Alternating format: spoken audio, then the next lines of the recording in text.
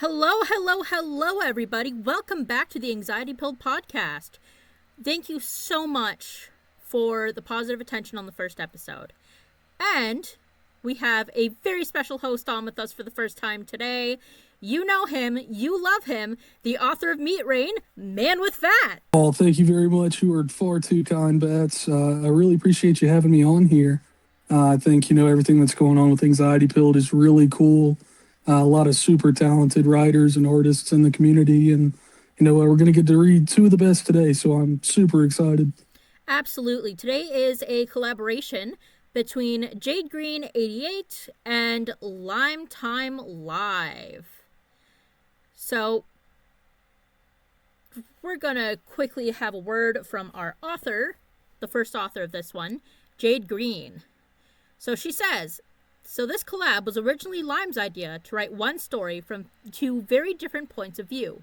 We decided to make the characters out to kill each other, each with their own secret motives. We also wanted to keep all the plot points and dialogue consistent while writing each of our parts in our own unique style and voice, showing the characters' inner thoughts and perceptions of the same event. Lime is a planner, and I'm a pantser. For those uninitiated, a pantser means when you're writing, you fly by the seat of your pants. So we had to compromise and do a bit of both during this collab process, which was a ton of fun and helped us become a little more flexible with our methods. We also wanted to leave the reader guessing a bit with this one. Did Donovan win? Did Katrina? Or did they actually end up together? You can decide on that. But mostly, our goal was just to have fun and write a cool story together. And I hope everyone enjoyed it. So, are we ready to get into it? Oh, I'm super ready. And I just want to say real quick, I have read these before, but the way I read them, I actually started with Limes and then went into Jade. So I'm excited to kind of, flip that around a little bit and see what it does to the narrative. I do think it's, a super, super cool concept. And yeah, they really did a great job, just weaving everything together. So I'm excited to dive more into it. Yeah, I've also read these before. So with the podcast, if I'm on a episode, I've most likely read it before because I'm the one that's gathering all sorts of different sound cues, which you will be hearing this episode, and making different directorial notes. But the way that I read it was Jade's part first, and then Lime's second. So this will be quite interesting. So, without further... Yeah, no, I'm really looking forward to it. Yeah, so without further ado, There's Something Wrong with the Guy I'm on a Date With by Jade Green. Things don't always turn out the way I expect them to. But of course, I know this. I plan for it. In fact, that's half of the fun. Each time is different. A new guy, a new strategy. But something about this guy was wrong. Donovan. He was magnetic. Cold, piercing blue eyes, jet black hair. Dangerously attractive in all the right ways. He moved through the world as if it belonged to him alone. I'd seen him out with other girls before. Lots of them, in fact. Guy got around. From the moment I first laid eyes on him, I knew he had to be mine. I'd be his final girl. But waiting around for him to notice me wasn't an option. Don't ask, don't get, right? So I told him straight up that I thought he was hot and that we should meet back up at the bar the next time he's free. No surprise at all that he agreed. I mean, how could he resist, right? Motherfucker showed up late, though. Had me sitting there at least 20 minutes, dodging the losers trying to buy me a drink. An arrogant move, no doubt. But he had the looks to back it up, so I gave him a pass on that. Sorry I'm late. Lost track of time. He said casually, easing himself onto the bar stool next to me. Oh, it's fine, I replied with a laugh. Yeah, pissed me off a bit. His devilish smile was worth the wait, though. This one was about to give me a run for my money. I just knew it. Well, he said, waving the bartender over. The least I could do is get you a drink. Pick your poison. Better start off slow, I thought. Not the best idea to get sloshed on a first date. Had to keep my wits about me, Corona, please, with a lime. He wasted no time. As soon as the bartender set the drink down in front of me, he started schmoozing. But I knew the game, and I was more than willing to play. So, Katrina, I've seen you around here before. I'm surprised that you'd go for a guy like me. I laughed. Have you not seen yourself? A guy like you? What, you mean like attractive? Don't sell yourself short. Then I gave him the look, the one that always works. His eyes seemed to sparkle as the smile grew wider. Got him. Well, that's wondrous praise coming from a prize such as yourself. Speaking of, tell me a little bit about yourself. I'd like to see what I've won. That was a bit presumptuous. And wondrous? Shit, what century was this dude from? Still, there was something about his eyes that kept my gaze glued to them. I had to force my focus back onto my drink. I couldn't let myself fall for this guy's crap so quickly. Ugh, God, I hate small talk. I'm so bad at it, I giggled. Why don't we just get to know each other naturally? Oh, hey, aren't you going to get a drink too? His eyebrows dropped slightly, but his smile never wavered. Oh, sure, I might join a little later. I really... My hand shot up before he could even finish. I wasn't about to be the only one drinking. Did he really think I didn't know that trick by now? I told the bartender he'd have what I was having. With the drink now secured in front of him, I thought I could move on to the next part of my plan for this night. I slipped my hand into my purse and started digging around. Donovan never took his eyes off me, though. It was starting to make me a little nervous. With a clang, my lighter hit the ground, sliding beneath the bar stools and breaking his trance that had been fixed on me. Not to worry, I'll get it, he said. As soon as he started to bend down, I took a quick glance around the room, then sprang into action. Carefully, I lifted the lime from his beer, squeezed a few drops of that trusty clear elixir I always kept with me, then set the lime back on the rim of the bottle as it was. Pausing here for a second. That's an interesting reversal of the typical. Because typically when you hear stories about... Yeah, I mean, the entire...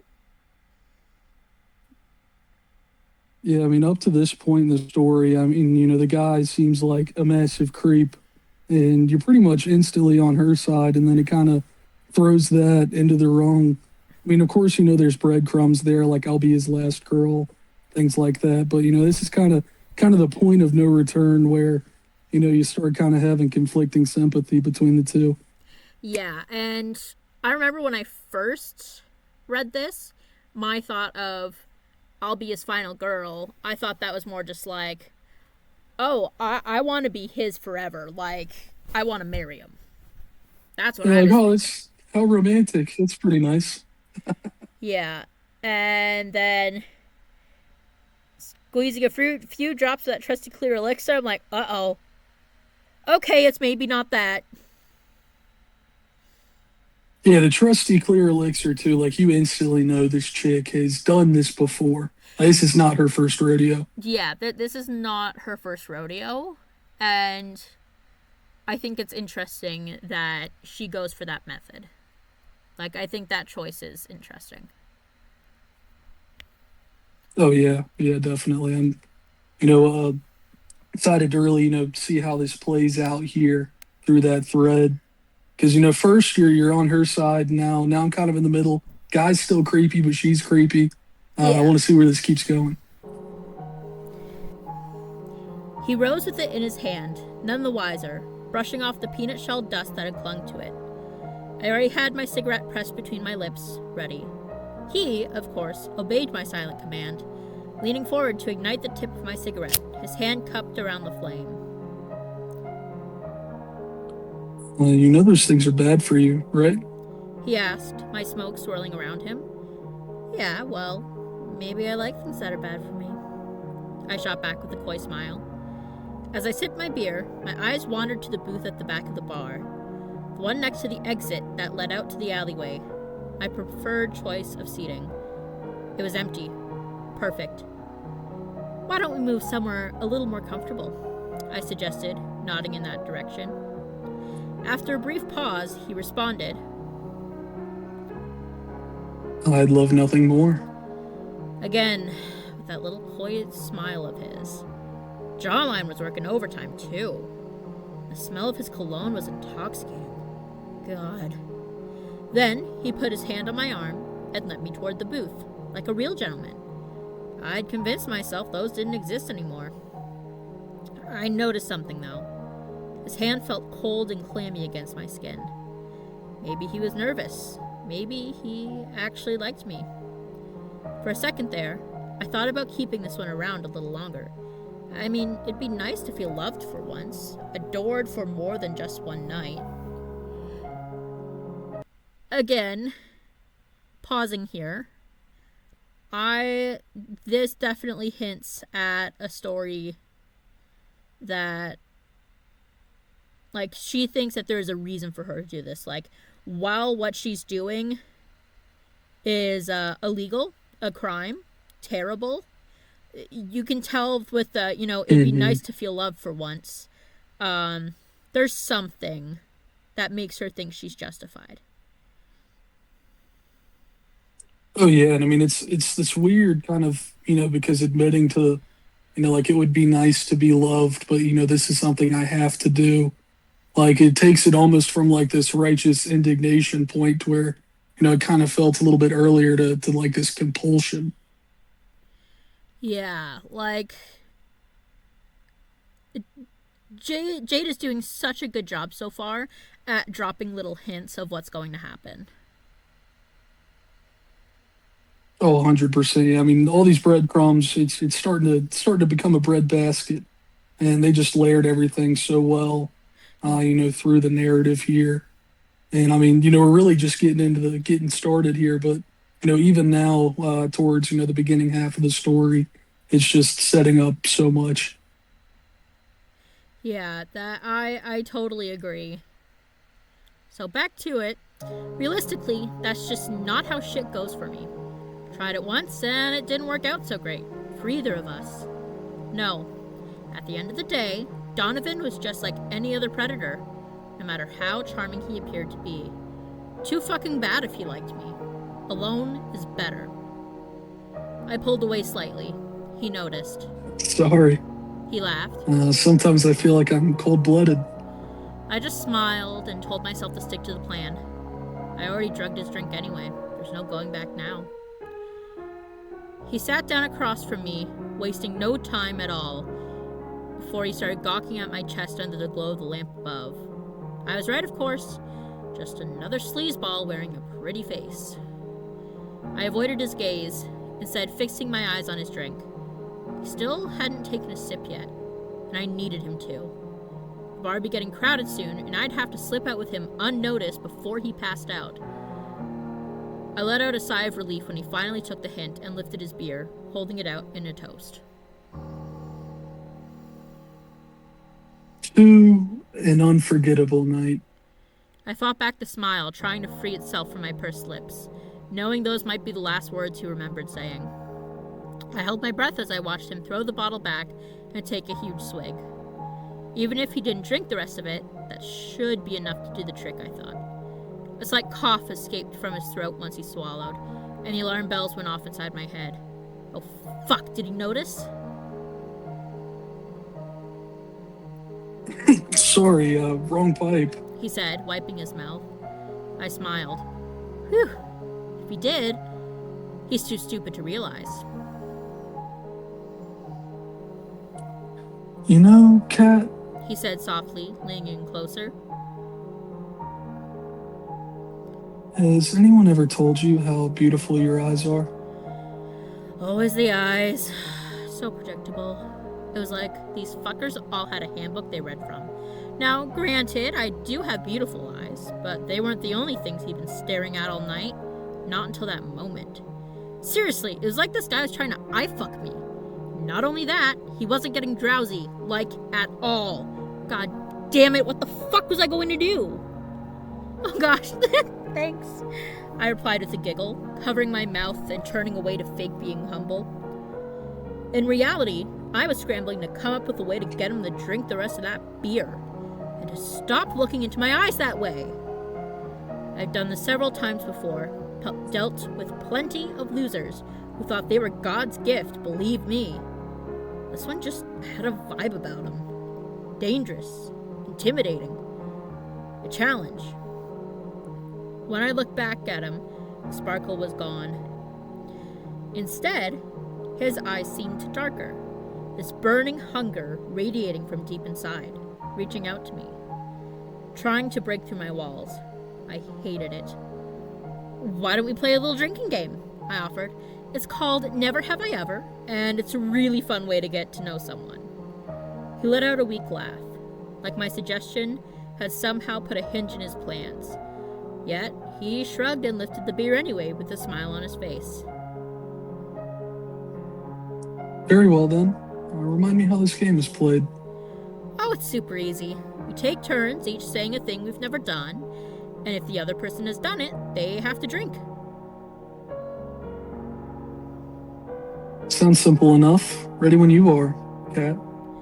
Now he was trying to be cute with my name. I seriously couldn't tell if this guy was onto me or into me, but either way, it was pissing me off. Cool, I'll go first then. Never have I ever lied about my age. I totally lied about my age to get into clubs before. I mean, who hasn't? I had a feeling this guy had lied about pretty much anything and everything to get into a girl's pants, including that. Just as suspected, he smirked at me and then took a sip of his beer. Oh, I got one on the first try, I giggled. So why'd you lie? Pretend to be older or younger? Younger. I raised an eyebrow. Just how old was he then? What, don't look at me like that. I keep my appearances is all. No use in asking. Didn't matter anyway. Okay, I smiled. Your turn. He thought for a moment, eyes still locked on mine, then said, Never have I ever been married. That motherfucker. Good one, I laughed. The tan line was still visible on my ring finger. He must have noticed. Way too observant. And why wasn't that stuff working yet? Shit. It'd be too risky to try to dose him again. I picked up my beer and threw it back, leaving only one more sip before the game would be over. Oh, what happened? I mean, if you don't mind me asking. It's fine. I cut him off. We were young and stupid, tried to make it work for a while, but we just sort of grew apart.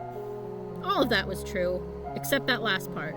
But I didn't need him asking any more questions about me, so I pivoted back to him quickly. But seriously, a guy like you, never been married? I find that a little hard to believe. Very focused on my work. You understand. He answered with a dismissive wave, like he couldn't be bothered with having a woman around, distracting him. Then why date? I mean, if you don't have time for it. I decided it was time to settle down and meet the perfect partner. Someone full of life. Interesting choice of words, once again. I flashed a fake smile his way while still averting eye contact. I glanced down at his beer, one last gulp. Maybe it had all just settled at the bottom. Time for the trap to snap shut. Fair enough, I said. My turn again. Never have I ever slept with someone on the first date.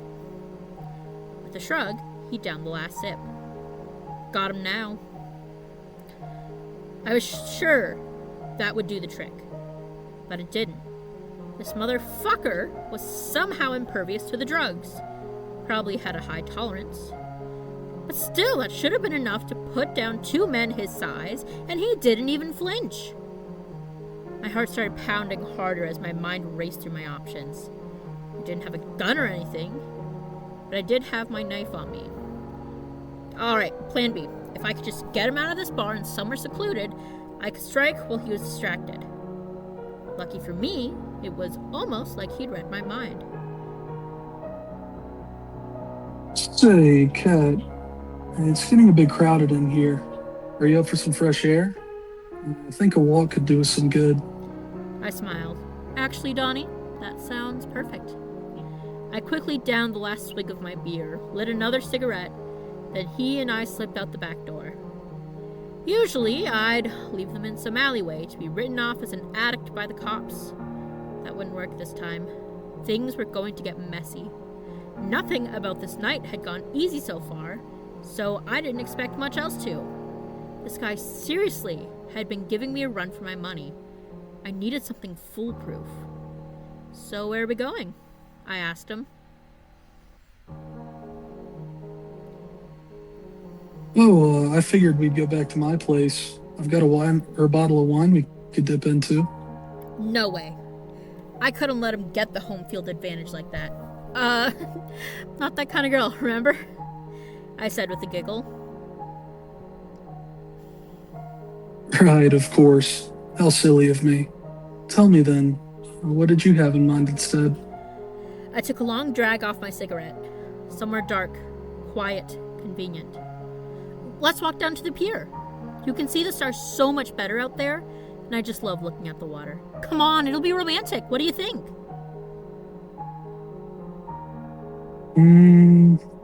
He took a moment to respond, scratching his head like I'd given him some complex math problem to solve. I didn't get why the hell he was making this so difficult.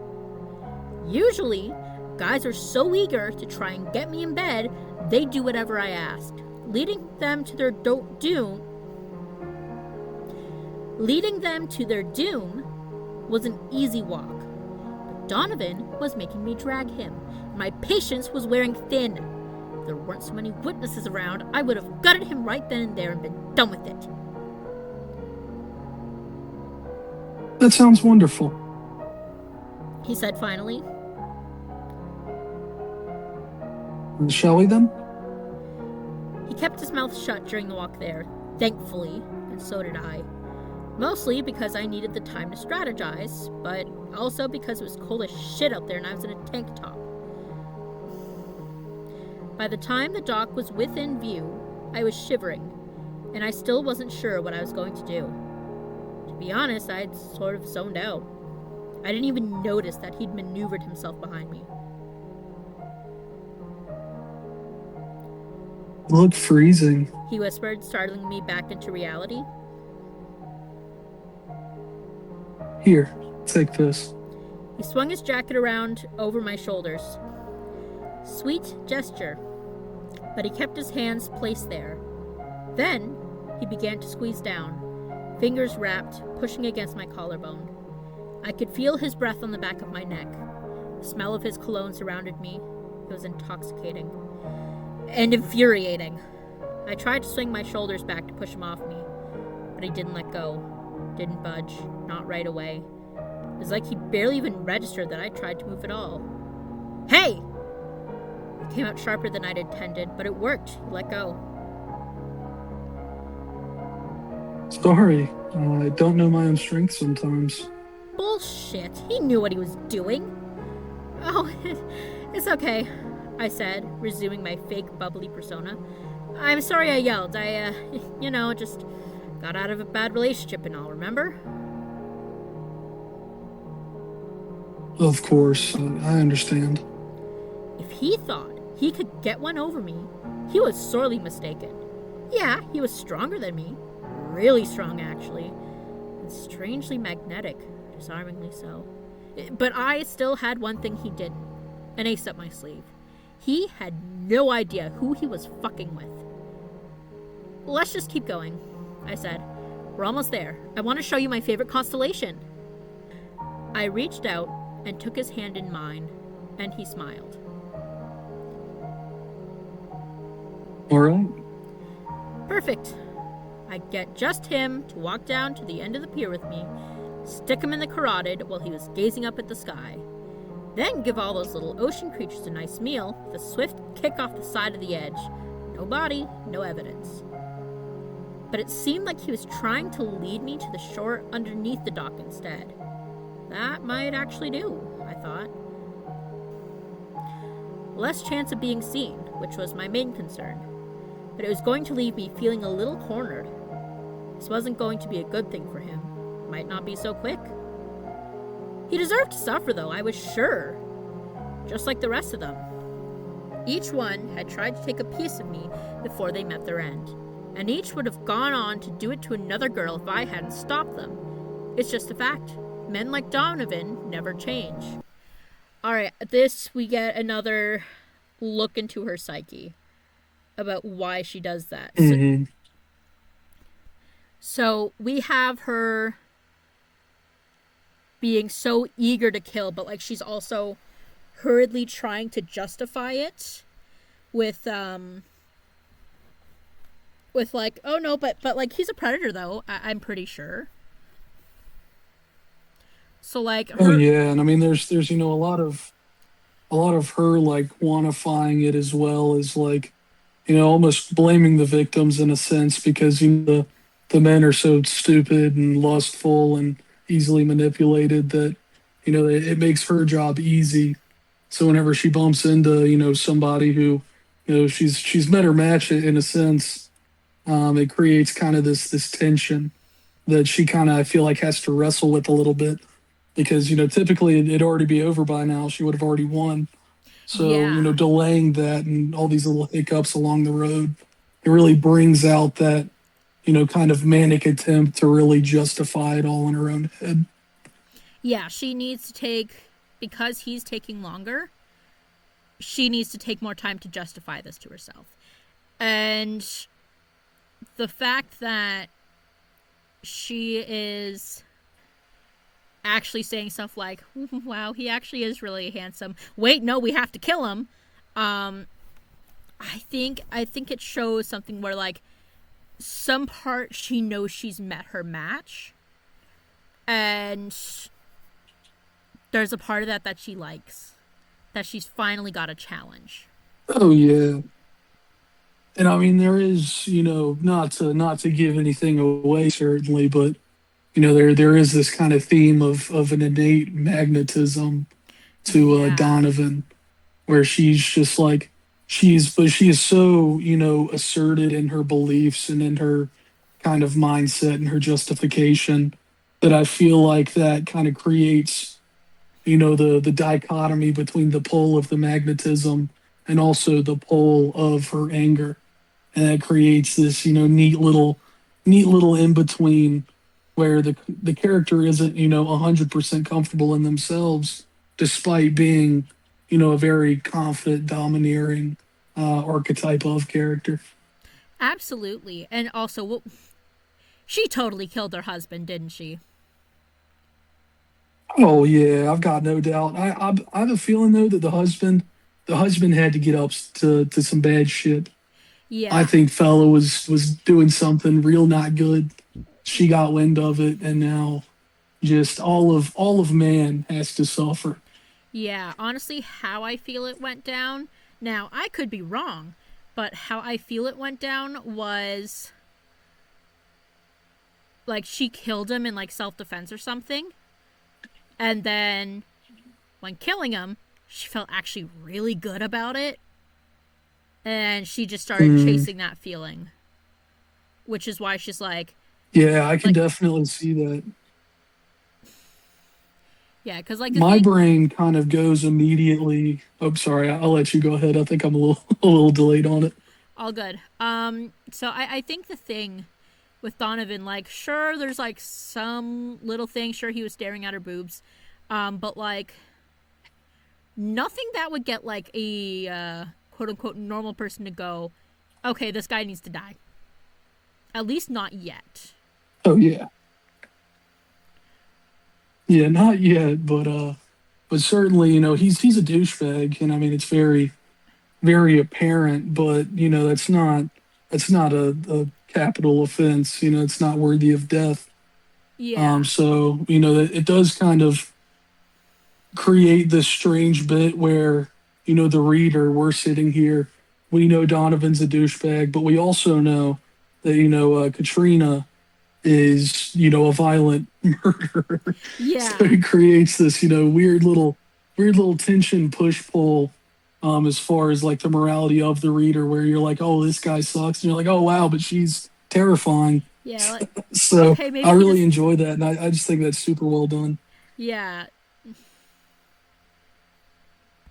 And because, like, the thing is, whenever it comes to women killing creeps and media, a lot of the times it's a cathartic thing.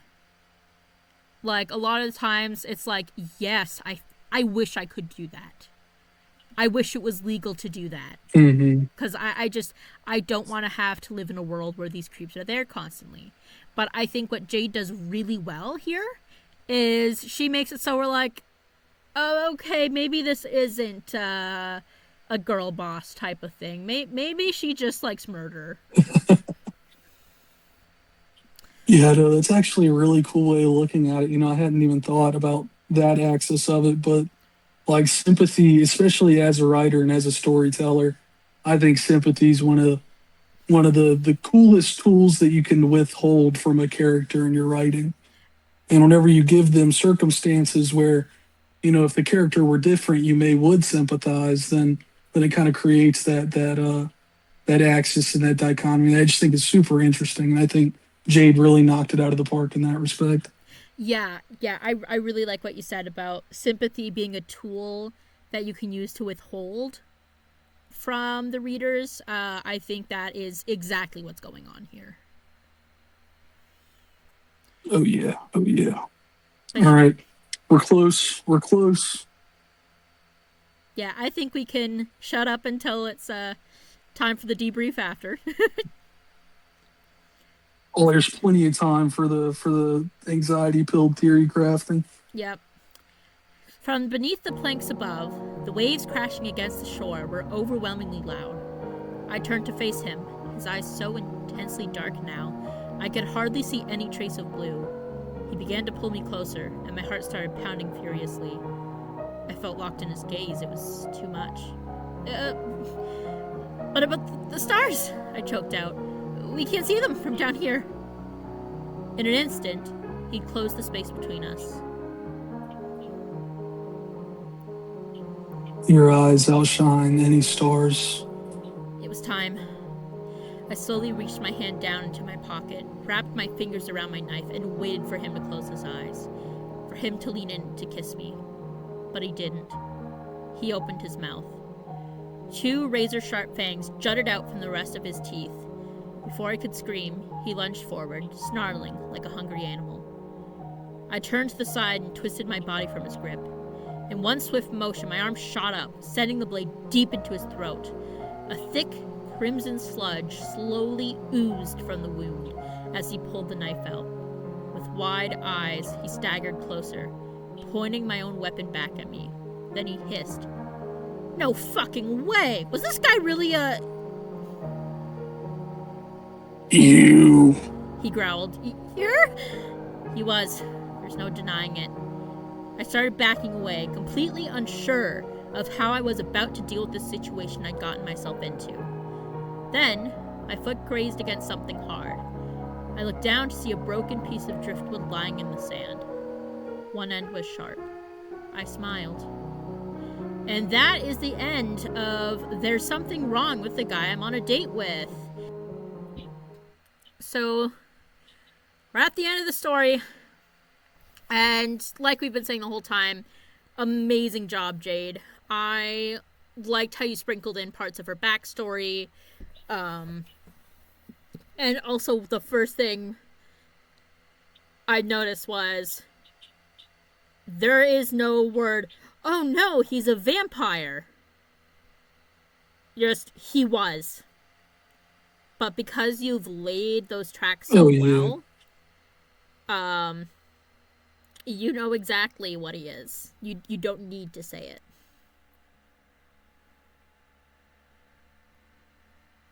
Yeah, and I mean, I think the reveal was perfect. The your, that's so much fun at the end there. The action scene was, so punchy there at the end. You've had, the whole story building up to this tension, and it's just, such a effective close, and it's kind of like a cathartic release of all that in this little under the pier scrap. The line Jade used, let me see, a thick crimson sludge slowly oozed from the wound as he pulled the knife out. I mean, that's, super effective language, especially in something that's been, a lot of horror by implication and by tension in the circumstance. Just to really have it blow up in that. And then, of course, leaving it up to the reader at the end. No, I died and he won. It's, left up to where it's something that you can think about, and that isn't, it doesn't tell you how to read the story. And Yeah, I it isn't. appreciate that a lot. It isn't. I managed to kill him, or he managed to kill him, or the third option that I'm a big fan of. We decided, hey, let's take this show on the road and actually work as a team, and then romance because if you couldn't tell, I have a thing for vampires. And Well, I won't argue with you then, even though, I will say I think I'm taking Kat on this one. I don't think she's gonna let that bloodsucker survive after all. After all that bullshit, all that hatred she was building up there in the bar, I think she's gonna find a way to get that piece of driftwood up into his little drag heart. yeah, so if they're not together, because I'm also in media. I'm such a huge sucker for couples who get together and like are serial killers together in media. Only in media, let's make that perfectly clear, because it's such a fun trope in media. Hypothetically in media. Yeah, in real life, It go fuck really is yourself. though. I mean, you do have like the cheesiest, corniest saying in the book, there's always somebody for everybody. And I think this story perfectly exemplifies that. That even if you're an evil, douchey, blood-sucking drac or a crazy misandrist murder lady, you can find that companionship in your magnetic opposite. Exactly. Yeah, like these guys are both bloodthirsty and a little wild, and like they belong together. They Oh belong yeah, and I together. mean, I I ship say, them. I would, you know what, I'll dump the cat wins mindset. I will ship him. And Yeah. also, calling Donovan a douchebag, I do not mean that in a bad character way. I think he is a douchebag in the best possible sense. Just because, even through this perspective, you can just kind of feel that self assuredness radiating through the entire story. And I think it's really effective, especially to what we were talking about before, just creating that separation between, the unobjective evil that Katrina is doing, but also just that, media trope of the douchey guy at the bar that you go on a date with. Yeah, absolutely. Because like the thing that Jade does really well that I liked was like there are some parts of it where I could relate. Like hang on, I'm going back up for a moment. So like I've heard of men deciding to like be purposely late to make somebody more desperate. Um, you know, being in a spot where like a man is like into you, and so you're using that to like get your way on something. Um, obviously not as heinous as this, but like I know, like I see that Mm, look in your eyes. I know where you're staring, and I know just how to make you dance the way I want to. Like that is a yeah, common yeah. experience with a lot of people who like present as women. Like especially that Oh line, yeah, yeah. I mean, I can understand yeah, like that. Well, maybe I like things that are bad for me. Like that exactly plays the ego, that. Mm. and Yeah, I I mean, the Katrina did a great job, kind of steering that ego too. It's just a lot of fun watching that whole narrative play out. Even though I will say the detail now that we, have had the reveal at the end of the first story. Do you think he was looking at her chest, or maybe looking for snack? true. That is very true. But yeah, I what you had said previously about like the tension building, and like this scrap on the dock or on the shore. Um, I like because like it's very slowly built up. It's just a conversation to anyone on the outside. All the tension is built up because we are able to see how like infuriated she is by the fact that he's not acting like any other man, and she can't just fucking kill him already. Hmm. Yeah, while also, kind of playing into her expectations of, what that kind of guy is. He plays into all of it, but doesn't give her any ground. And that's interesting. Yes, and I can't wait to analyze Donovan even more with the next entry. Oh, I'm There's so excited. something wrong with the girl I'm on a date with. Hang on, the poster is loading. Let me try. There we go. So from LimeTimeLive, to the audience, he'd like to say, "Hello, I am Lime. I am eternally grateful to everyone who takes the time to take a look at my stories. I'm consistently blown away by their reception online. This is a really fun piece to write. It was a great time collaborating with Jade. I hope you have as much fun listening to this story by some wonderful narrators as I did writing it." Thank you, Lime, and thank you for letting us read your story, because I read this on Anxiety Pilled and I'm like, okay, we need this. We need this. Oh yeah, yeah. No, I mean, I'm really excited. I mean, Lime's one of those guys. I've seen him around the Discord quite a bit, but haven't divin that deep into his work. So, getting a closer look at it and being able to read it really is a treat. And I will say, just to throw a quick shout out to the guy. I'm relatively, new around here, and I did end up stumbling on his workshops, and those things are awesome. That guy is like a super talented presenter, really easy to listen to. Like I just popped one on and did like some housework.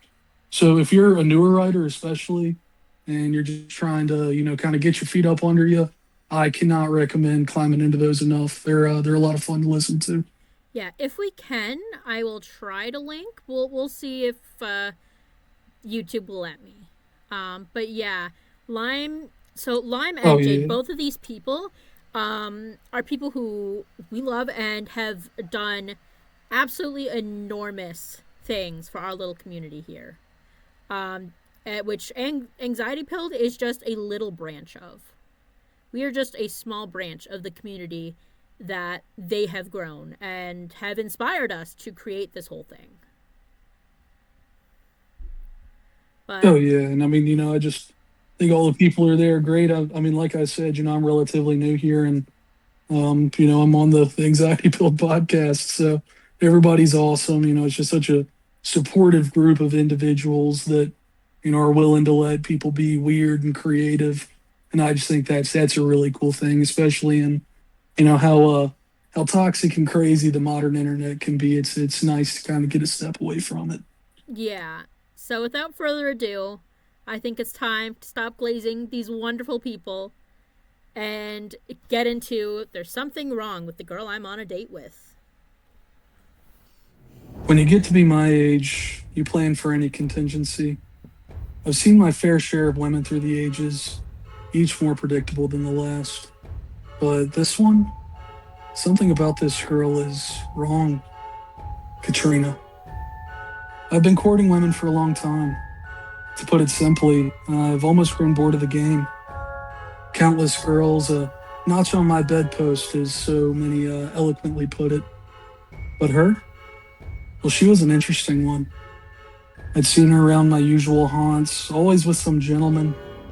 She must have been quite a miserable date to scare each one of them off. She was perfect. Something told me this petite woman with the short black hair, she would not be missed. Just another notch. To my surprise, she was the one to approach me for an initial date. I felt sorry for the poor thing, so naturally I obliged. She requested we meet up at the bar we both frequent. I had no qualms with this. It was my preferred hunting ground anyway. Plenty of distractions. Get some relaxed. Automatically, we get so immediately, wow, this guy's a creep. Like the plenty of distractions Yeah. gets them relaxed. Ugh, gives me the creeps.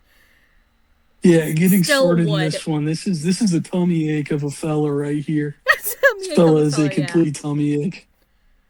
Yeah, that's exactly how But I no, I describe it. think that in Lime is just so efficient in making you dislike this guy. It's Yeah. just the efficiency. I mean, it's a rocket pace to get you from, right in the intro to just you know exactly the kind of person that this is. But the fun is that you think you know everything about him, and then some more things get dripped throughout the story. So I showed up a touch later than our scheduled rendezvous time. I find it puts them on the back foot, makes them think I have better things to do, makes them desperate. Katrina, however, seemed unperturbed at the bar. Sorry I'm late. Well, I lost track of the time. I offered, taking a seat next to her. Oh, it's fine. Her laugh felt slightly forced. I couldn't help but smile. Well, the least I could do is get you a drink. Pick your poison. I waved the bartender over, eager to start sedating my next meal. Ugh, so like, okay, I know this is just like we already made the question of like, yeah, he's a creep, but Jesus Christ. And also the makes Yeah, them think I have better yeah. things to do is exactly in like the incel or like not the incel, but like the alpha male The douche podcasts. maxing community. Exactly. Yeah, makes Yeah, them think I have better 100%. things to do. God, this. And I mean, we have already read through the first part, so we don't have to be coy. The I waved the bartender over, eager to start sedating my next meal. That's horrible in any context, but with context, I feel like it gets a little better. Yeah, like if she was just a normal lady, I would be absolutely freaking the fuck out. But considering she was also trying to drug him, um, maybe fair game. Yeah, starting here was a trip. It was a trip. God damn. Corona, please, with a lime. All right. I gave a nod and relayed her request to the bartender. Drink in front of her, I cleared my throat. So, Katrina, I've seen you around before. Surprised you go for a guy like me. I do my best to sound flattered. It helps get them relaxed if they think they're in control. Ugh. Another one of her curt laughs. Have you not seen yourself? A guy like you mean like attractive? Don't sell yourself short.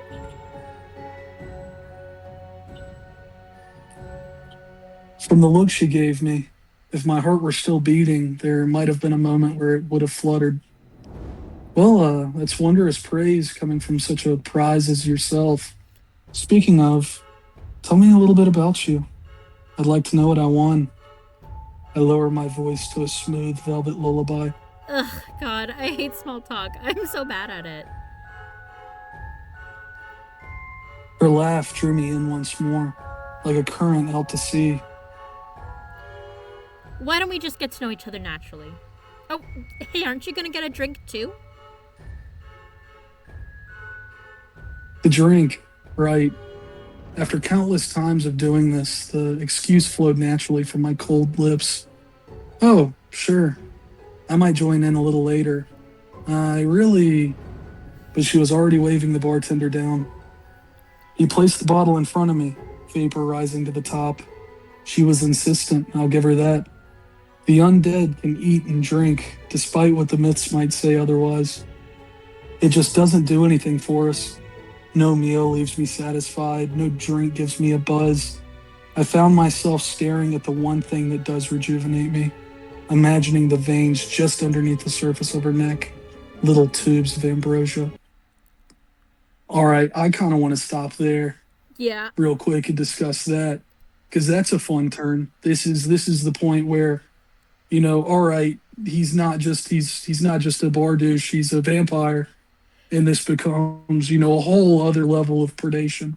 Yeah, absolutely. But also, if my heart were still beating, it might have been a moment where I would have fluttered, or her laugh drew me in once more like a current out to sea. Like, does he want to kill her? Yes. Is this man becoming a simp the more they talk? Also, yes. Yeah, 100%. Yeah, I mean, you can feel this. I think that's like my word of the day would be magnetism there, where they're both kind of inexplicably drawn to one another. Yes, But absolutely. I just wanted to stop there. I really enjoyed it. And I mean, just the little tubes of ambrosia, the imagining the veins just underneath the surface of her neck, like right after the turn. It's just like such a visceral way to put you inside of, Donovan's perspective. Yeah, because like there is the term like, oh yeah, you're like you're undressing me with your eyes, or as Katrina put it, like, it was like he was eye fucking me. He's not just undressing her. He's also peeling the skin back too. Yeah, peeling the skin back, draining her physically. And I mean, I think, some more themes of that later on a little bit too, as well, that, I'll probably want to jump on top of, but just really cool turn. I enjoy how, it kind of thrusts that onto the reader and then just goes, full send into it. Absolutely. All right, all right. I'll keep going and stop yapping. The clatter of plastic hitting the floor snapped me out of my daydream. Letter slid across the stained floor of the bar. Not to worry, I'll get it. With haste, I rose, moving to where it had landed. I picked up the plastic tube, brushing off the bits of peanut shell and dust that it collided with. I turned, and there she was, lip already puckered with a cigarette held firmly between her ruby red lips. I closed the distance, flicking the lighter on with a spark of heat. The flame embraced the tip of the cigarette, and she drew in her breath. She sighed in relief, the smoke from her mouth almost encircling my presence like an ethereal snare. That's cool. Yeah. Just find that's cool. Mhm. I like that a lot. An ethereal snare. That's really cool. Yeah, All right. absolutely. You know, yeah, I mean, I thought I would have something like a lot cooler and more interesting to say about that, but nope, that's just cool. I Yep. like that line a lot. All right, all right. Those things are bad for you, right? I raised my eyebrow, teasing her. Not like it mattered. Might as well let her have her last cigarette, right? Shouldn't ruin the flavor. Yeah, well, maybe I like things that are bad for me. Something about her smile caused me to falter. She was a charmer. I thought for a moment of making her one of my brides. Maybe she had a spot beside me for years and years. I shook away my thoughts. The undead bride idea never ends well. Better to stalk alone. Hang on one second, and I noticed her wandering. this this is exactly what I was talking about with like these two belong together because like she almost said the exact same thing Oh, basically yeah. like, oh, maybe it'd be nice to be loved. Nope, nope, have to be alone. Um, and in a lot of real relationships, a lot of this denial is part of the process. Um, like I know with my husband, at first Mm, I was in denial because I was like, no, he's my friend. That never ends well. No. And then, well, that's how that went. Um, so yeah, like this man is falling so fast. oh, yeah. And I mean,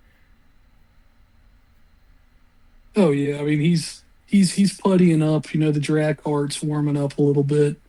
And I mean, really, just this also goes back to just like how well done this is just like the narrative pairing there is almost repeating those beats, even the yearning, but the self-imposed loneliness, Yeah, just side by side. I feel like it's really tough to balance something like that without it feeling rhythmic, and I feel like they do a really good job of weaving them in so well with the character that, like, I know that these exist, as a collaboration, but you really could read one or the other and like enjoy the story and get a lot from it. So just the fact that they were able to, do that with both of those perspectives is just so cool to me. absolutely. And like there are a lot of stories where like they'll use the exact same dialogue to show things from different perspectives.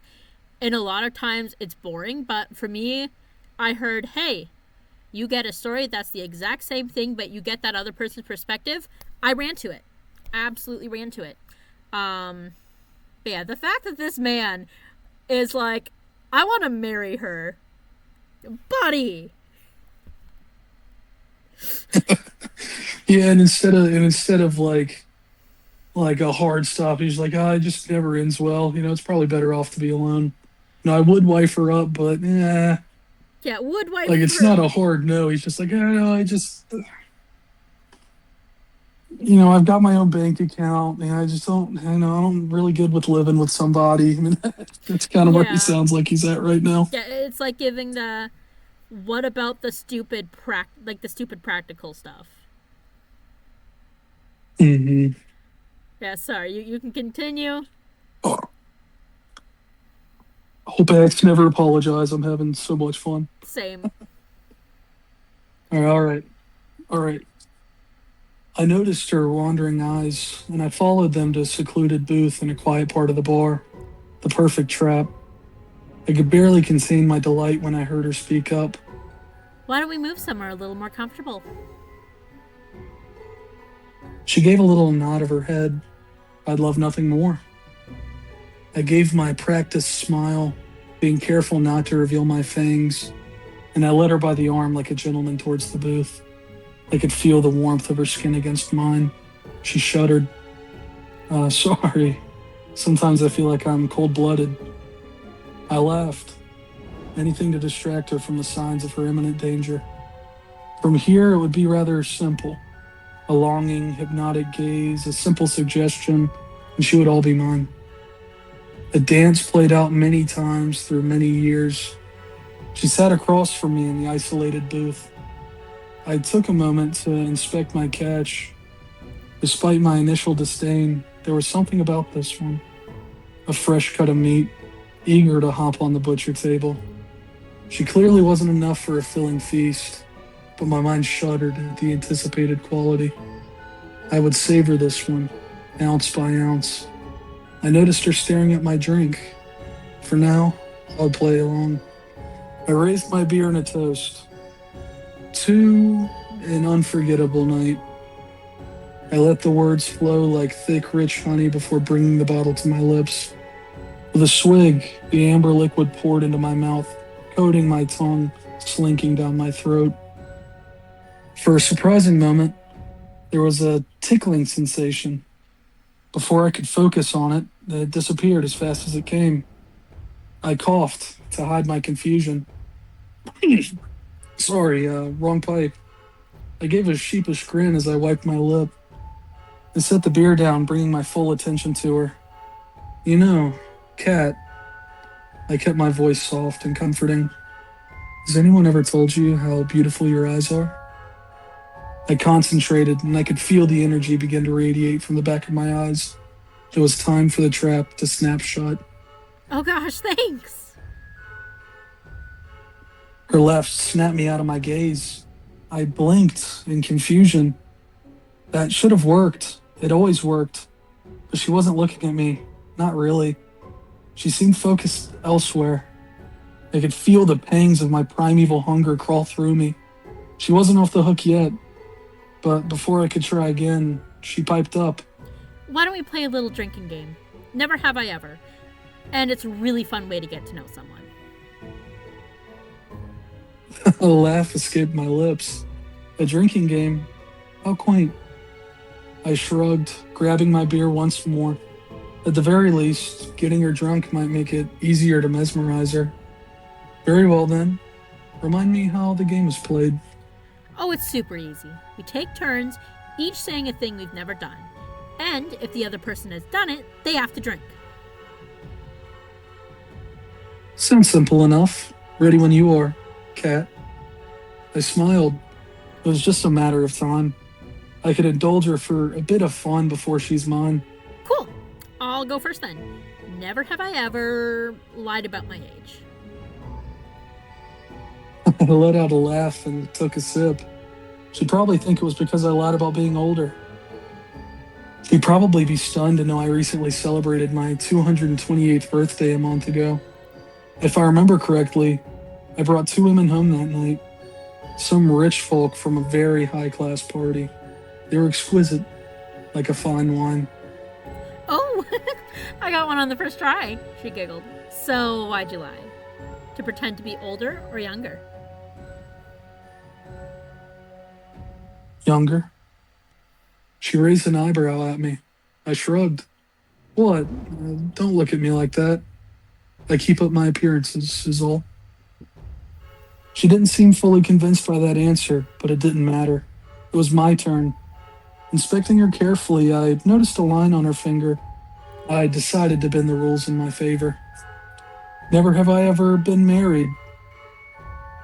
Sure, I was married a long, long time ago. She didn't need to know that. She just needed to drink. This is exactly what she was doing with that first question. Oh yeah, sure, I'm lying right now. I have lied about my age, but he doesn't need to know that. I just need to get him to drink. Oh yeah. And I mean, it's so. I think there was another moment here up there too, where it's, I grab her. If there were blood beating through my heart, it certainly would have fluttered. And she's reading the same exact situation as like his hands are cold and clammy. He must be nervous. Like I'm getting a leg up on this guy. And I mean, it's just a few places where that takes hold. Yeah, and I like how like his just confusion really shows like his age. Like with her, she's obviously younger than 228. But she's on the mortal timeline. She's like, I need to get this, and I need to get this now. I am pissed that this isn't working. But he's 228 years old. He doesn't need to worry. He doesn't need to be super rushed. He can take his time. Yeah, which is like honestly a really interesting dichotomy because you have the person on the mortal timeline who's so motivated by violence and that compulsion, and then you have a literal monster that feeds on blood and gets hungry and needs to feed, but it feels like the approach is more lackadaisical versus Katrina's kind of bloodthirstiness from the first part. Yeah, like he's the one that's actually literally bloodthirsty. But if you told me one was a vampire, one was just a serial killer, without much more details, and you just said one got angry when things weren't working, and the other was just confused, I would have almost switched the two around. Because, like, she acts like she needs it to live. He doesn't. Because he's just so confident and self-assured. Yeah, and I mean, I like that descriptor too, confused, because I didn't really think of it that way, but he really is. But it feels like, through those steps along the way that are causing inconveniences for him, he becomes focused, on her appearance and on, her beauty or physical attributes versus, in the first part, when everything started going wrong, it was more so comparing him to other men. Yes, exactly. And, kind of slotting him into that place. Yeah, absolutely. Like, she's not as focused as him. She's letting herself get distracted. But back to it. Good one. She laughed. I watched as she brought the beer up to her lips. In a fluid motion, she took a healthy sip. I decided to press further. I needed to know if anyone would be looking for her right after that night. Oh, what happened, if you don't mind me asking? It's fine. She cut me off. I saw her wrestle with some emotion. We were young and stupid. Tried to make it work for a while, but we just sort of grew apart. There was hesitation in her voice. I could sense her pulse increase. The nectar in her veins was sprinting through her body. I struck a nerve. Delightful. But seriously, a guy like you, never been married? I find that a little hard to believe. I smiled politely, waving my hand dismissively. I'm very focused on my work. You understand. Then why date? I mean, if you don't have time for it. I decided it was time to settle down and meet the perfect partner. Someone full of... I paused for a moment, my ears picking up on her heartbeat once again. Life. Fair enough. She grinned as if she had an ace up her sleeve. My turn again. Never have I ever taken someone home on the first date. I shrugged and downed the rest of my cool beer. I've brought almost all my dates home. They keep longer in the freezer. That's awesome. It's only on days when I'm famished that I'll drain them dry before I even make it back to my residence. I watched her carefully. By now she should have loosened up a bit. But try as I might to get a solid read on her, I could feel her heart rate continue to increase. Whatever was going on in her mind, she was too wired, too anxious to be lulled by my gaze. I'd have to try a different tactic, isolating her. Say, Kat, it's getting a bit crowded in here. Are you up for some fresh air? I think a walk could do us good. Actually, Donnie, that sounds perfect. Ugh, what a terrible nickname. I smiled, trying to hide my relief. At least this would make things easier. By now I should have her wrapped around my finger. Yet she proved more resilient. It didn't matter in the long run. Once we were far enough away from other people, I was confident I could strike quickly. I watched her light another cigarette, and I opened the back door for her, as a gentleman should. So where are we going? I figured we would go back to my place. I've got a bottle of wine we could dip into. I had to give it a shot. Most women I've been with will jump at an opportunity to see what kind of place I live in. I'm not that kind of girl, remember? Of course she had to be difficult. I was all for the thrill of the hunt, but my patience was nearing its end with this blood bag. I took a moment to compose myself as we walked. Right, of course. How silly of me. Tell me then, what did you have in mind instead? She took a drag from her cigarette, making me wait for an answer. I couldn't believe she had any leverage here. How foolish she was. Let's walk down to the pier. You can see the stars so much better out there, and I love just looking at the water. It'll be romantic. What do you think?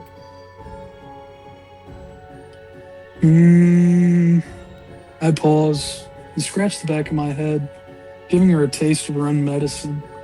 I could hear her heart continue to pound loudly. For someone so calm on the outside, she really was a strange mess on the inside. Felt that. That sounds wonderful. Shall we then? I'd already thought of getting her under the pier. A feast by the water did sound lovely. We walked mostly in silence, the cool night air drifting across my pale skin. But I couldn't feel it. Judging by her reaction, I could tell it was a bit chilly. Dock in sight, I test the waters once more. You look freezing. Here, take this. I took off my jacket and stood behind Catherine. Gently, I placed the coat on her shoulders, kept my hands on her shoulders, squeezing gently. I saw an opportunity present itself. Her neck laid bare. I just needed to open wide and... Hey! She moved away slightly, her voice lowering in a way I hadn't expected. There was a bite to it. My hair almost stood on end. Sorry, I don't know my own strength sometimes. I held up my hands in a non-threatening manner. Probably for the best I didn't drain her in front of any potential prying eyes. It becomes such a mess to clean up any witnesses. Oh, it's okay. Her practiced voice came back. I'm sorry I yelled. I just got out of a bad relationship and all, remember? I raised my eyebrow. There were too many irregularities piling up with this one. By now, any other girl would have been back at my house, shriveled up like a prune, but this one managed to avoid any advancement I made. Of course, I understand. Let's just keep going. She piped up. We're almost there. I want to show you my favorite constellation. She took my hand and smiled once more. This time, however, I watched closely. Her smile never made it to her eyes. As she stared at me, I felt a coldness radiating from that gaze that her cheery face betrayed. There was something beneath the surface, like her mind was moving a million miles a minute. Did she know? Was she onto me? I had to make sure this ended quickly, before she could do anything to jeopardize me. Her hand in mine, we strolled toward the dock. It took us on a detour last minute to underneath the weathered, salty boards, as hidden as I can get for what I was about to do next. There, under the shroud of the dock, I pulled her closer so she could face me. Her heartbeat was a drum that propelled my unholy anger with every thrum. What about the stars? Her voice was smaller than before. We can't see them from down here. Your eyes outshine any stars. Finally, the moment I'd waited for. Fangs bared, I lunged forward. She shifted quickly, and I felt something sharp and cold go into my neck. I looked at her, eyes wide with shock, releasing her from my grasp. She seemed surprised as well. Staggering back, I felt at the new protrusion clumsily. With a pull, the scalpel came free in my hand. Had blood still run through my veins, I would have bled like a butchered pig. I pointed the scalpel at her and hissed, "You." You're... I should have known. I should have seen the signs. She was an easy prey, but I was not going to let that stop me. I licked my fangs, the hunger in my stomach acting as my driving force. I smiled. And that is the end of There's Something I'm Wrong with the Girl I'm on a Date With. Which... yeah. What a story that was. Absolutely. And I like how there's parts where even he, as an immortal vampire, is scared of her. Like, there's some parts where she's like... where he's yeah. Oh, yeah, her yelling almost makes his hair stand on end. He's worried she's on to her. And when she actually... And I mean, it's really...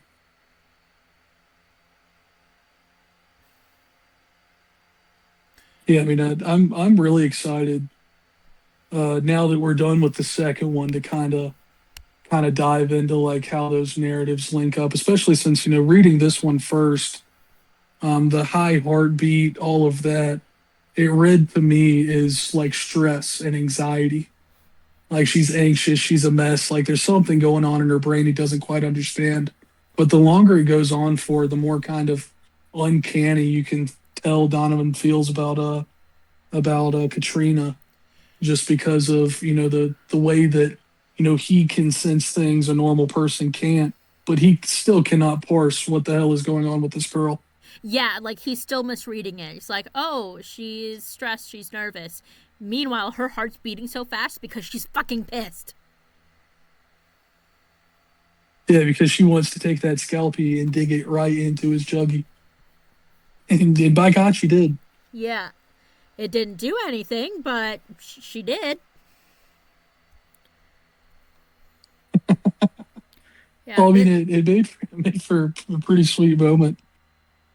Yeah, But God, no, I love these stories so much. That was just a lot of fun. Yeah, I mean, me I too. know, you had a. Sorry, I'll let you go. I'm being a little yapatron. All good, so am I. um, but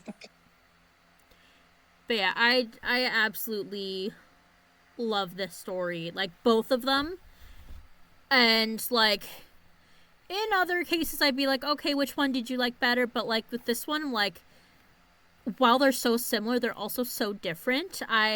It's hard for me to choose. Like a part of me does kind of like Lime's better just because I'm a freak for vampires. Um, but also I found myself aligning a lot more with Katrina because like Oh yeah, and I mean, you know,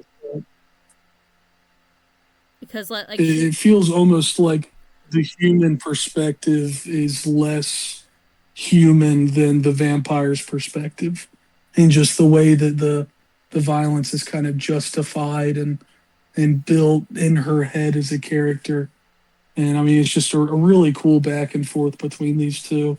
I mean, yeah, like you said, choosing a favorite between them. I am not good at ranking stories or anything like that. I usually, like to meet something where it is. But these two especially, I mean, I don't think one outshines the other. I think, their goal was to make it to where, neither one really exists without the other. And I think that they accomplished that in just being able to build two really gripping narratives. yeah, like being able to read one of these, amazing. Being blessed with both of these, well, now I feel greedy. Like that, this is amazing. So, as someone who first read it from going Lime to Jade, and here we went Jade to Lime. What difference do you think? Do you think that there is a correct reading order? I do not think there's a correct reading order. Because, I mean, I'll be honest, like, from a first reading perspective, after I finished Limes, I was like, well, fuck, I already know the guy's a vampire. Like, how is Jade's going to surprise me? And then I was pretty damn flabbergasted reading through just how, crazy that character was written, just in a way that, you know, doubled the stakes for me. And I feel like moving from Katrina into Lime instead, it almost becomes less of like first reading, it was a vampire stalking his prey. But afterwards, going from Jade to Limes, it feels like, a predator. It feels like the lion in the safari, and Katrina's got, a massive bear rifle or something hunting them down. It creates this really interesting kind of predator prey dynamic that changes a lot depending on the order that, you go through these at, or whichever one you read first. Yeah, the predator and prey dynamic is so But I do interesting feel, because they're both predator and both prey. yeah, yeah, 100. And that's why I think, there isn't a correct reading order, because I think, it only affects the discovery. By the time you've, finished them, you've still got that whole package. Like, you understand the type of person Katrina is, you understand the type of monster Donovan is. And I think that, it puts wraps everything up very nicely in a way that doesn't tell you how to feel.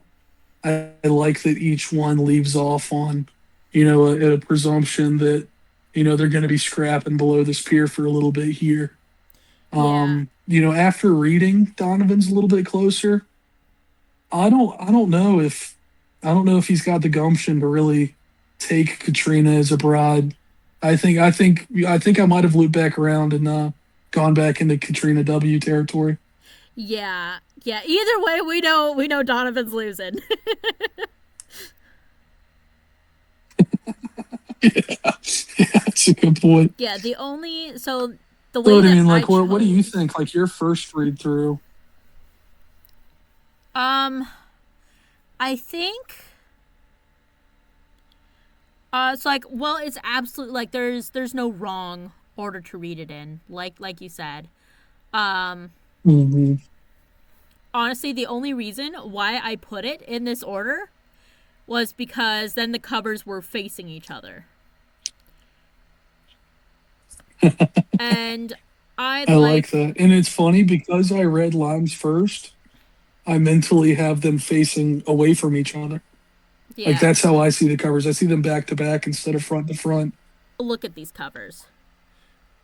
We know exactly who these Yes, I was people hoping you. are just by looking at the covers. Oh Like, yeah. I mean, let me see if I can get back to. Yeah, I mean, it's laid out, so it's so fun. The Jade's cover, I saw it after reading the other part, but just like the vampire imagery around the side, like they're silhouetted so well. Like you see it, you instantly know what's going on. I'm a big red fan. I love red. It's kind of like an orangey red, but I'm still big vibing with it. yeah, and I then think we they did a also, really good job of just like representing each of those characters. yeah, and we also have the knives. And this does remind me of like those Victorian portraits, like those little cameo things. Um, where like you'd have like the silhouette Yeah. of their bust, and like there's a part of this that is like almost modern Gothic. Um, and yeah, I really like these stories so much. Um, and like I said, the only reason why I chose to put Jade's first and then Lime's was so that the covers were facing each other, because that made artistic sense to me. No, 100% understand that. No, I really enjoyed reading through it that way. And I didn't even notice since you said that. I was looking a little bit closer. The cameo, that's a good image pull. But Katrina, I like how it's this very kind of nice, there's the roses and the thorns, the knives framing everything. But, Girlie's hair is kind of wicked back there. It Yeah, kind of gives this, this constructed mania to her character a little bit that's kind of laid in the seeds from the beginning. And then, you look at that versus Donovan's portrait, where, his hair is sculpted and his chin and everything. And he looks, like he's presenting himself in that sort of way. And it's almost like kind of a look at those characters in interior or a look into their interior via the cover of the opposite perspective. And that's pretty neat. yeah, absolutely. And I think it goes back to what we were saying about Donovan being very patient, being a lot more experienced with this, where Jade is a lot more feral with it. Or not Jade, where Katrina is a lot more Mm, feral with her murdery aspects. feral. I like that. Yeah, because like that's Very exactly feral. what she is. Only a I feral mean, just woman could get the drop on a fucking vampire like that. and I mean, I think that's a lot of fun too. Like even at the beginning, you were, with what they had to say before the stories. Jade talking about how with her writing style, she's more, fly fast, fast images, breakneck, and Lime likes to kind of sit in it a little bit more. And I feel like that's really reflected well in the characters themselves in a way Yeah, that I just think is really interesting. Where it's like each of them understood their artistic strengths and brought them into this collaboration and really just created something that characters that not only represent two sides of the same story but also represent two voices on each side of the story as well. And I liked getting to see those styles put right up next to each other. It's just a lot of fun, especially with the repeating dialogue and everything. I know I'm gushing a lot, but like I really did dig this, and I think they took like a cool concept that was a great idea and just executed it like to perfection. oh yeah, they executed this amazingly, and I can't wait for this episode to be posted. I can't wait for people to hear this. Um, like this is really exciting. Oh, and even I just noticed there's a difference between the fonts when it says wrong. Like Donovan's is more like fancy, Oh, put together, and yeah, it's almost like a gothic looking font, and then that's fun. That's cool. yeah, But And I did see you had some stream notes where you wanted to discuss what Katrina is. And I really wanted to hear your opinion on that because I think that's very interesting. Because I've kind of already shared a little bit of what I think, but I would like to hear some of the bad theories as to what's really going on with this girlie. yeah, like there's got to be something slightly up with her, like the fact that she could just resist his magnetism. Like, I wonder if it's just because she's that focused, or like there's secretly another thing going on with her. Like, I don't quite know. I'm just like, I just wanted to go like, hey, why is she able to resist the magnetism? Yeah, and I mean she's not, completely impervious to it because you can see her kind of slipping on it on occasion. But like it does feel like, pure spite alone, if you've got a 228-year-old vampire, they've been around the block. They know how to get what they want. So it would take either a steel will from that lady, or she's got, there's something else going on. And that's kind of what I thought was going to happen coming out of Limes on my first read through. So I was like, she's another kind of monster, and I wasn't wrong. She is another kind of monster, but I wasn't expecting it to be, the human monster. Yeah, so like we think she's just built different because she's just focused so much on murdering him that like he can't sway her any way else.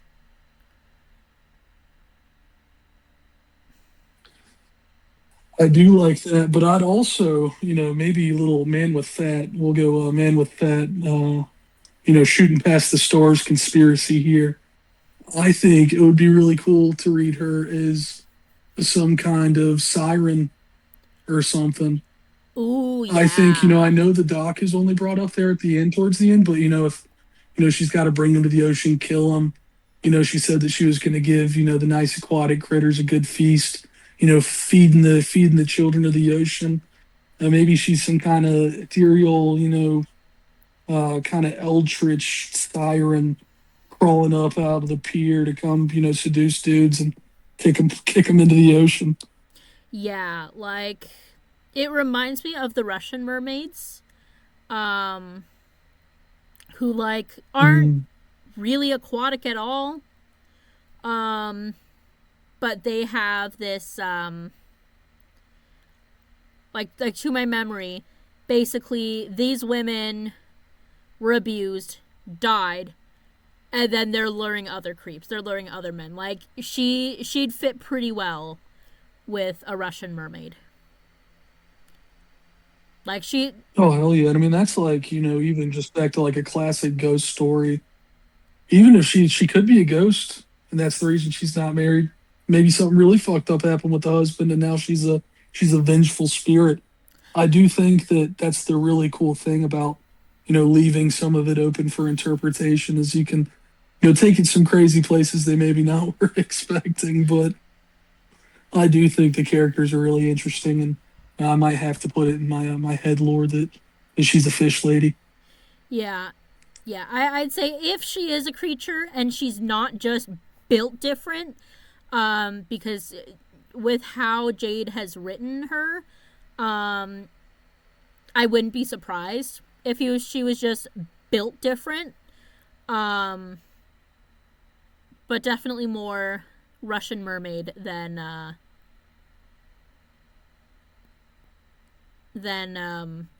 ghosts. But Hmm. yeah, like you said, like that's the great thing about leaving things open. Like for example, when I'm writing stories, I fucking hate giving a yes, everything turned out fine and blah blah blah, or everything turned out bad, blah blah blah. Like no, like even when there's a story where I'm like, okay, Yeah, I feel that 1,000,000%. yeah, like there's the one story where I was like, okay, this is like, I do not like explaining things for the most part. mm-hmm. But yeah, like the one story I was like, you know what? It's a little too concrete. Let's throw in another theory as to what happened to him.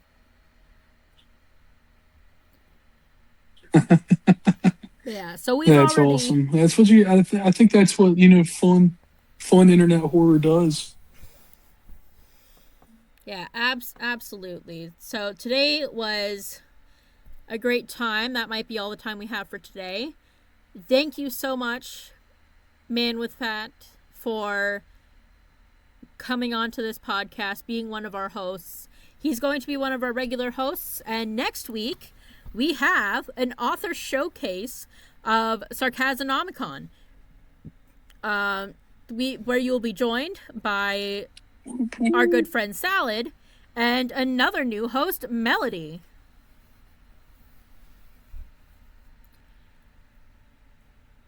So thank you, everybody. Yeah, I would just like to say, Bat, I really appreciate you having me on. I appreciate, anybody from the community that stops by and, listens to these great stories. I know the authors there will appreciate it as well.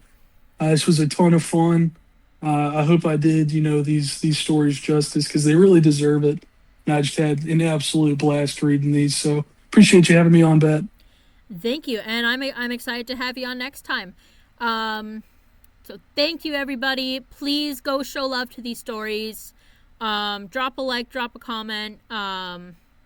Let me know what you think of the new editing that I end up doing. We did get a comment saying that, like, hey, actually we got like 2 comments privately saying, hey, the light mode Reddit was awful. So we're gonna be mixing it up a bit. But yeah, let us know what you think. Go show these stories some love. And go check out or post on Anxiety Pilled.